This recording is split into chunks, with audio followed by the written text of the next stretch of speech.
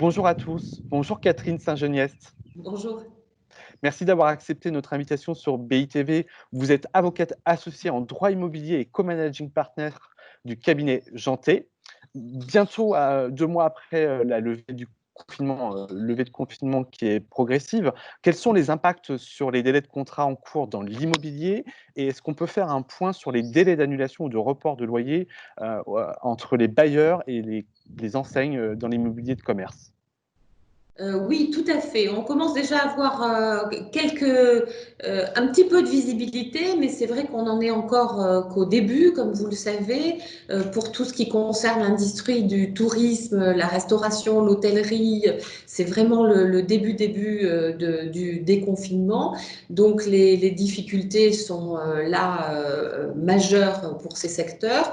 Donc ce qu'on a vu, ce sont des bailleurs qui ont été relativement compréhensifs pour les petits commerçants, notamment dans les centres commerciaux, puisqu'il en allait de la survie de certains centres commerciaux et du maintien de l'activité. Donc on a vu certains accords se mettre en place avec des remises de loyers et évidemment des délais, mais en général les locataires demandent plus que des délais, ils demandent véritablement des franchises au moins partielles pour la période de fermeture.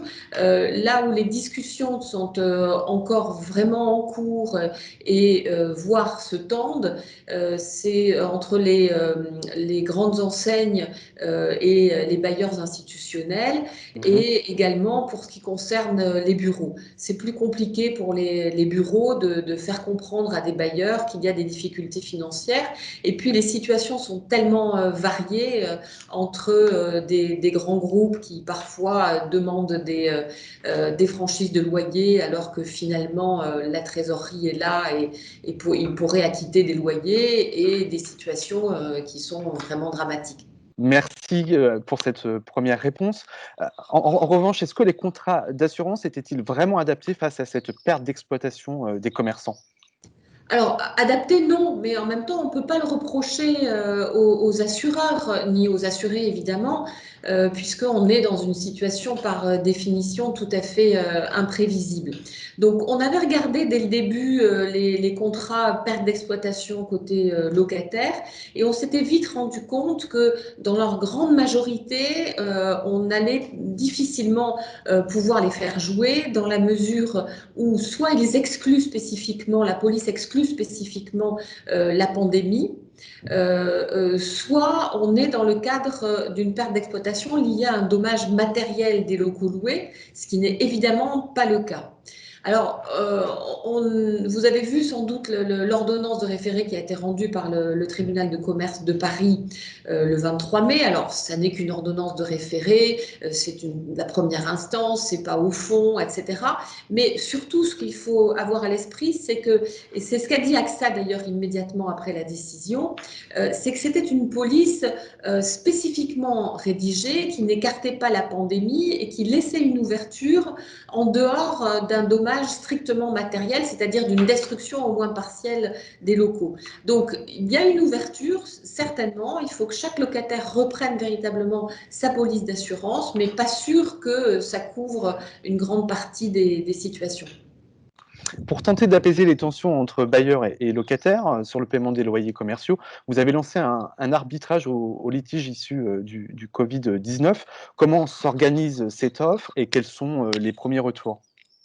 Alors, face à la situation effectivement tout à fait exceptionnelle, à la fois par l'ampleur des précontentieux et aussi par le blocage des juridictions, ce qui s'était vraiment jamais produit dans l'histoire judiciaire, nous avons évidemment recherché des modes alternatifs de règlement des litiges. La médiation, c'est évident, mais quand la médiation n'aboutit pas, il y a l'arbitrage. Alors l'arbitrage, c'est une vieille idée en matière de baux commerciaux. Je pense qu'il faut la reprendre dans les temps que nous connaissons, parce que ce sont des contentieux qui sont lourds, qui mêlent l'expertise judiciaire, qui ralentit encore la procédure. Et ici, par l'arbitrage, on a la possibilité de mettre un expert judiciaire dans le tribunal arbitral avec des prix d'arbitrage qui ont été spécifiquement adaptés avec le CMAP, qui est l'association d'arbitres avec laquelle nous avons travaillé ce projet. Et je pense qu'il y a véritablement une solution, une porte d'entrée vers l'arbitrage à l'occasion de ces précontentieux Covid qui pourraient être utiles. En tout cas, ça a été vraiment bien accueilli par les partenaires en matière de baux commerciaux. Catherine, j'ai une dernière question. À moyen long terme, comment voyez-vous la situation évoluer et revenir à la normale?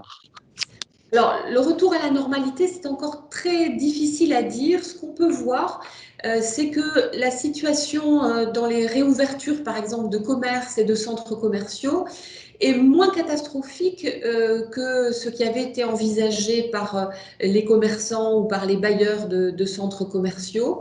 On a quand même une reprise d'activité qui est soutenue, voire très soutenue dans certaines activités. Maintenant, est-ce que ça va être simplement un rebond de souhait de consommer par les consommateurs qui ont été longtemps confinés, et comment ça va se faire dans la durée? C'est ce qu'on ne sait pas encore. Bien sûr, encore une fois, pour le tourisme et l'hôtellerie, c'est vraiment trop le début.